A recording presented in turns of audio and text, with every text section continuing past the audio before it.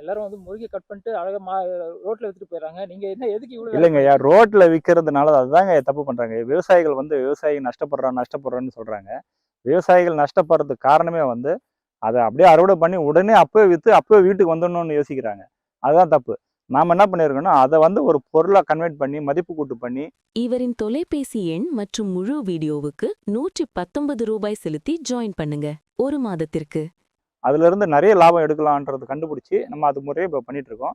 அது வந்து மக்களும் இங்கே விரும்பி வந்து பார்க்குறாங்க. இப்போ வந்து விவசாயிகள் வந்து நிறைய பேர் நம்ம தோட்டத்துக்கு வராங்க. நீங்கள் எப்படி இதெல்லாம் பண்ணுறீங்கன்னு நம்ம பார்க்க வராங்க.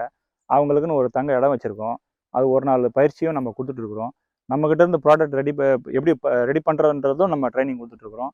அவங்களுக்கும் வந்து அதை போய் வீட்டில் போயிட்டு அவங்க தோட்டத்தில் இருக்கிறத வந்து மதிப்பு கூட்டு பண்ணி அவங்களும் இப்போ விற்பனை செஞ்சுட்டு வராங்க. நமக்கு அப்டேட் கொடுத்துட்ருக்காங்க. நல்ல முறையில் போயிட்டுருக்குங்க. இப்ப முருங்கையை கட் பண்ணி அப்படியே வித்தா உடனே கையில காசு வந்துடுது. மதிப்பு கொடுத்தா என்ன பயன் ஐயா, இருக்கு? இப்போ குறிப்பாக சொல்லணும்னா இப்போ ஒரு ஒரு 100 கிராம் முருங்கைக்கீரை வந்து ரூ. 20 விற்கிறீங்க. அதே 100 கிராம் முருங்கைக்கீரையை நான் ரூ. 200 விற்கிறேன். ரூ. 200 பெருசா, ரூ. 20 பெருசா? ரூ. 20 தான் பெருசு. அப்புறம் எப்படிங்க? இப்போ மதிப்பு கூட்டு பண்ணீங்கன்னா உங்களுக்கு லாபம் அதிகமாக வரும்னு தான் நாங்கள் சொல்லிட்டு இருக்கிறோம். அப்போ நீங்களும் அதை பண்ணலாமே.